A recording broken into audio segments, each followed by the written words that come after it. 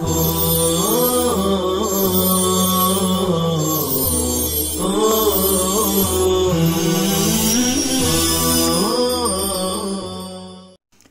اللہ الرحمن الرحیم سبحان اللہ وبحمدہ سبحان اللہ العظیم وصلی اللہ وسلم علی نبینا محمد وعلی آلہ واصحابہ وبارک وسلم تسلیما کثیرا کثیرا۔ عزیز طلبہ کرام، مصنف فرما رہے ہیں ثم قیل ہی واجبۃ علی الفور لأنہ مقتضى مطلق الامر، وقیل علی التراخی لأن جمیع العمر وقت الاداء، ولہذا لا یضمن بہلاک النصاب بعد التفریط۔ پھر کہا گیا کہ زکوٰۃ علی الفور واجب ہے، اس لیے کہ یہی مطلق امر کا تقاضا ہے، اور دوسرا قول یہ ہے کہ علی التراخی واجب ہے کیونکہ پوری عمر ادائیگی کا وقت ہے، اسی وجہ سے کوتاہی کرنے کے بعد مقدار نصاب کے ہلاک ہونے سے بندہ کسی چیز کا ضامن نہیں ہوتا ہے۔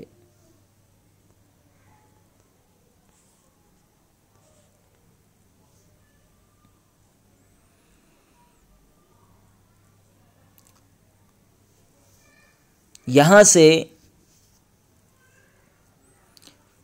مصنف ہدایہ یہ بیان کرنا چاہ رہے ہیں کہ اگر کسی شخص کے اندر وجوب زکوٰۃ کی تمام شرطیں پائی جا رہی ہو تو کیا اس پر وجود شرائط کے بعد فوراً زکوٰۃ دینا واجب ہے یا اس میں کچھ تاخیر کی گنجائش ہے؟ اس سلسلے میں فقہائے احناف کے دو قول ہیں۔ پہلا قول جو امام کرخی رحمۃ اللہ علیہ کا ہے یہ ہے کہ وجود شرائط کے معاً بعد ادائیگی زکوٰۃ واجب اور ضروری ہے، اور اگر کوئی شخص اس میں تاخیر کرے گا تو وہ گنہگار ہوگا۔ امام محمد رحمہ اللہ بھی اسی کے قائل ہے۔ ان کی دلیل یہ ہے کہ قرآن و حدیث یعنی آتوا الزکاۃ اور ادوا زکاۃ اموالکم سے جو ادائیگی زکوٰۃ کا حکم دیا گیا ہے، اس میں امر کا صیغہ استعمال کیا گیا ہے، اور مطلق امر مامور بہ کو فی الفور ادا کرنے کا تقاضا کرتا ہے، اس لیے استجماع شرائط کے بعد فوراً زکوٰۃ کی ادائیگی لازم اور ضروری ہوگی۔ اس سلسلے میں دوسرا قول جو محمد بن شجاع بلخی اور ابو بکر جساس رازی وغیرہ کی طرف منسوب ہے، یہ ہے کہ استجماع شرائط کے معاً بعد ادائیگی زکوٰۃ ضروری نہیں ہے، بلکہ اس میں تراخی اور تاخیر کی گنجائش ہے، اور تاخیر کی صورت میں کوئی گناہ اور مواخذہ نہیں ہے، کیونکہ وجوب کے بعد پوری زندگی ادائیگی کا وقت ہے، اس لیے اسے اول وقت کے ساتھ خاص کرنا درست نہیں ہے۔ یہی وجہ ہے کہ اگر کسی شخص پر زکوٰۃ واجب ہوئی اور اس نے فی الفور ادا نہیں کیا بلکہ ٹال مٹول کرتا رہا یہاں تک کہ نصاب کی مقدار ملکیت ختم ہو گئی، تو اب اس شخص پر مقدار زکوٰۃ مال کا ضمان واجب نہیں ہے۔ اگر علی الفور زکوٰۃ واجب ہوتی تو تاخیر اور تقصیر سے یقیناً ضمان لازم ہوتا، لیکن عدم لزوم ضمان اس بات کی بین دلیل ہے کہ علی الفور زکوٰۃ کی ادائیگی واجب نہیں ہے اور اس میں تاخیر کی گنجائش ہے، البتہ وقت پر ادا کرنا زیادہ بہتر ہے۔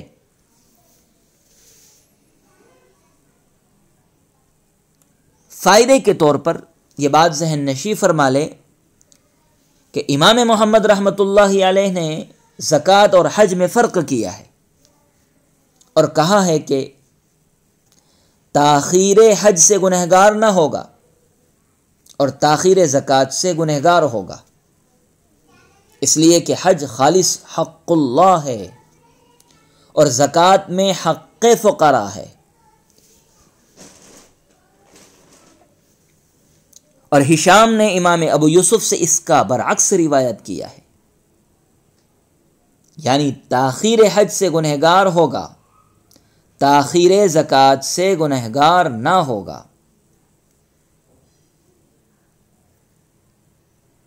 امام محمد فرما رہے ہیں تاخیر حج سے گنہگار نہ ہوگا، تاخیر زکوٰۃ سے گنہگار ہوگا، اور امام ابو یوسف رحمۃ اللہ علیہ فرما رہے ہیں تاخیر زکوٰۃ سے گنہگار نہ ہوگا، تاخیر حج سے گنہگار ہوگا، تاخیر حج سے گنہگار ہوگا، تاخیر زکوٰۃ سے گنہگار نہ ہوگا، اس لیے کہ زکوٰۃ غیر موقت ہے بخلاف حج کے کہ اس کا وقت سال میں ایک دفعہ مخصوص وقت ہے جس کی تاخیر میں فوت ہونے کا امکان ہے۔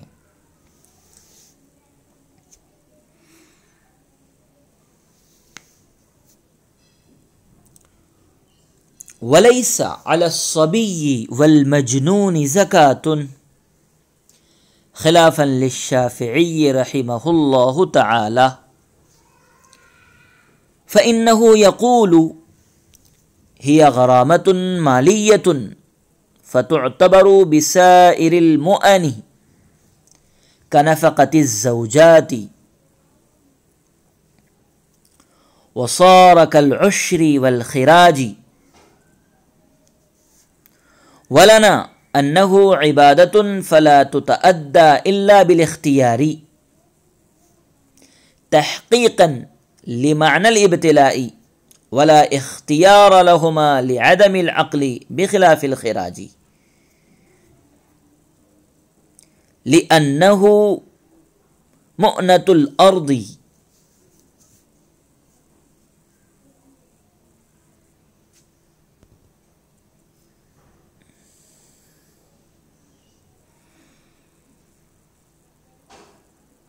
وكذلك الغالب في العشر معنى المؤنة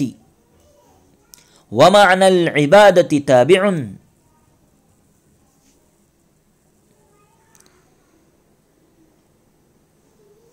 عزیز طلبہ، صورت مسئلہ یہ ہے کہ ہمارے یہاں نابالغ بچے اور پاگل شخص پر زکوٰۃ واجب نہیں ہے۔ بلوغ شرط ہے، عقل شرط ہے،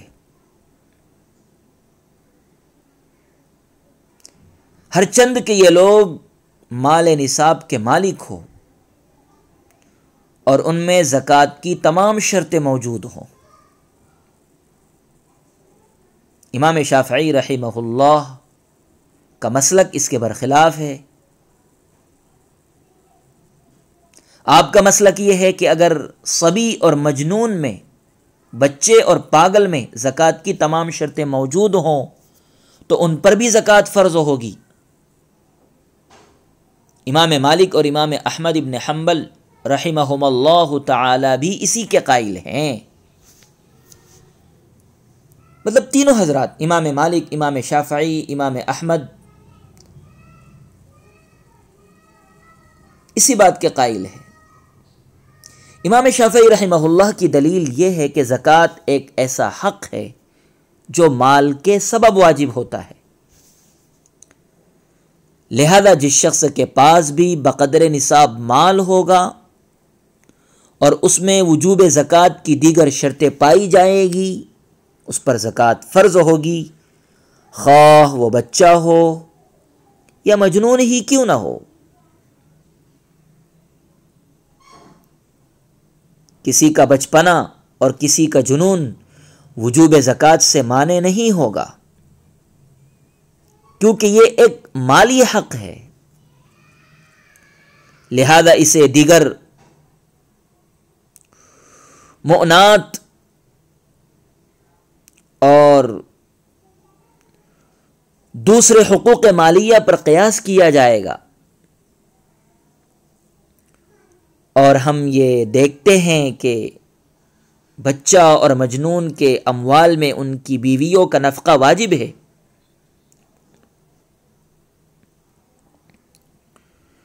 ان لوگوں کی زمین میں عشر و خراج لازم ہے، تو آخر زکوٰۃ نے کون سی غلطی کی ہے؟ جب دیگر حقوق مالیہ واجب ہے تو زکوٰۃ بھی واجب ہوگی، کیونکہ غرامت اور مالی حق ہونے میں سب مساوی اور مشترک ہے۔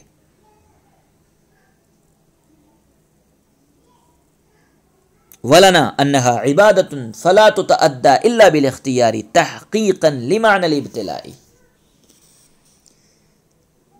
صاحب ہدایہ نے احناف کی کوئی نقلی دلیل ذکر نہیں کی ہے اس مقام پر، بلکہ صرف عقلی دلیل بیان کر کے خاموشی اختیار کر لی ہے۔ مناسب معلوم ہوتا ہے کہ فتح القدیر وغیرہ میں موجود نقلی دلیل بھی ذکر کی جائے تاکہ آپ کی معلومات میں اضافہ ہو جائے۔ چنانچہ صاحب فتح القدیر علامہ ابن حمام نے اس موقع پر بطور نقلی دلیل آپ صلی اللہ علیہ وسلم کا یہ ارشاد گرامی نقل کیا ہے: رفع القلم عن ثلاثہ، عن النائم حتى يستيقظ، عن الصبي حتى يحتلم، وعن المجنون حتى يعقل۔ کہ شریعت میں 3 طرح کے لوگوں سے خطاب کو اٹھا لیا گیا ہے۔ نمبر 1، سوئے ہوئے شخص سے یہاں تک کہ وہ بیدار ہو جائے۔ نمبر 2، بچے سے یہاں تک کہ وہ بالغ ہو جائے۔ نمبر 3، پاگل سے یہاں تک کہ وہ عاقل ہو جائے۔ اس حدیث سے وجہ استدلال بئی طور ہے کہ جب صبی اور مجنون سے خطاب شرع کو ہٹا اور اٹھا لیا گیا ہے تو یہ لوگ شریعت کے کسی بھی حکم کی ادائیگی اور بجا آوری کے پابند اور مکلف نہیں ہیں، اور زکوٰۃ بھی ایک حکم شرعی ہے، ایک شرعی حکم ہے، لہذا یہ بچہ اور پاگل اس کی بھی ادائیگی کے مکلف نہیں ہوں گے، اور جب مکلف ہی نہیں ہوں گے تو کیا خاک ان پر زکوٰۃ فرض ہوگی؟ اب صاحب ہدایہ کی بیان کردہ دلیل عقلی کا حاصل یہ ہے انها عبادة فلا تتأدى الا بالاختيار تحقيقا لمعنى الابتلاء ولا اختیار لهما لعدم العقل۔ زکوٰۃ ایک عبادت ہے، جیسا کہ حدیث میں ہے بنی الاسلام علی 5، اور کوئی بھی عبادت اختیار کے بغیر ادا نہیں ہوتی، کیونکہ عبادت سے ابتلا اور آزمائش مقصود ہوتی ہے، اور آزمائش کے لیے بھی اختیار کی ضرورت ہوتی ہے تاکہ مطیع اور عاصی میں امتیاز پیدا ہو سکے، اور چونکہ بچہ اور مجنون مفقود العقل ہوتے ہیں، ان میں اختیار کا شائبہ اور اس کی بو تک نہیں ہوتی ہے، اس لیے ان کی طرف سے عبادت متحقق ہی نہیں ہو سکتی، اس لیے کہ اختیار ہی نہیں ہے، اور جب عبادت ہی متحقق نہیں ہو سکتی تو وہ واجب اور فرض کیسے ہوگی؟ اس لیے مجنون اور صبی کے مال میں زکوٰۃ واجب نہیں ہوگی۔ بخلاف الخراج والعشر، امام شافعی رحمہ اللہ نے زکوٰۃ کو خراج اور عشر پر قیاس کیا تھا۔ یہاں سے اسی قیاس کی تردید کرتے ہوئے صاحب ہدایہ فرماتے ہیں کہ زکوٰۃ کو عشر و خراج پر قیاس کرنا درست نہیں ہے، کیونکہ خراج زمین کی مؤنت اور اس کے ٹیکس کا نام ہے، اور اسی طرح عشر میں بھی مؤنت ہی کا معنی غالب ہے اور عبادت کا معنی تابع ہے۔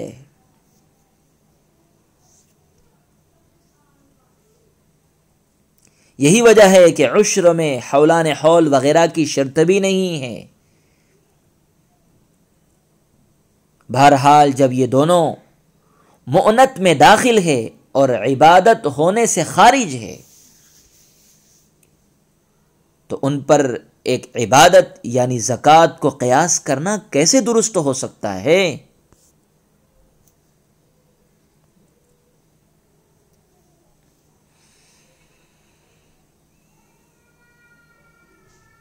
خراج میں اور عشر میں مؤنت کے معنی ہے، اور یہ دونوں عبادت ہونے سے خارج ہے، اور زکوٰۃ عبادت ہے۔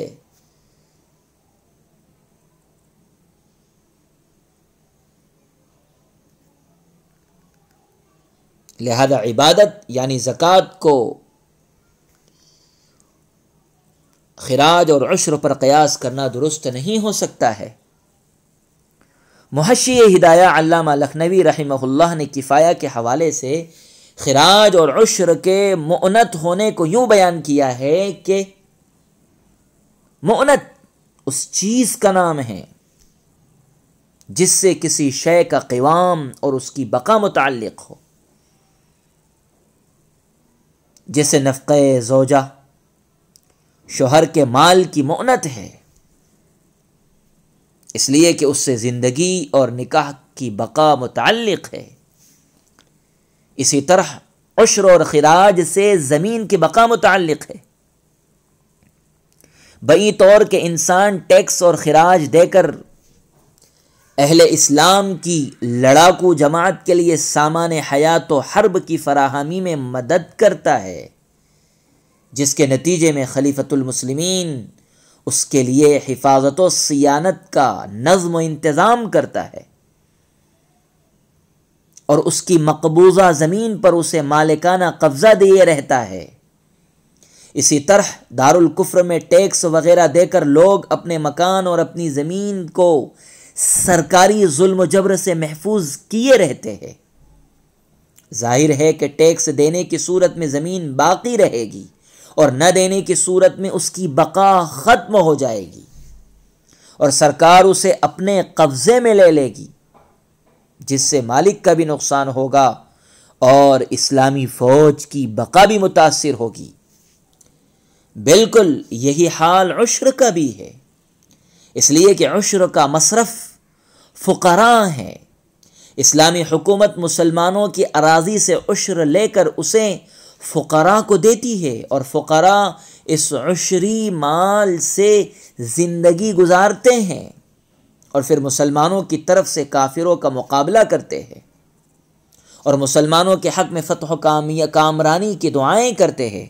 گویا عشر سے فقراء کی بقا اور ان کا قوام متعلق ہے، اور آپ کو معلوم ہو چکا ہے کہ جس چیز سے کسی چیز کی بقا متعلق ہو وہی اس کی مؤنت کہلاتی ہے۔ لہذا عشر و خراج زمین کی مؤنت ہوں گی اور مالک کے حق میں بقائے زمین اور دوام ملکیت کا سبب ہوگی، جبکہ فقراء اور اسلامی افواج کے حق میں بقائے حیات اور دوام زندگی کا سبب بنے گی۔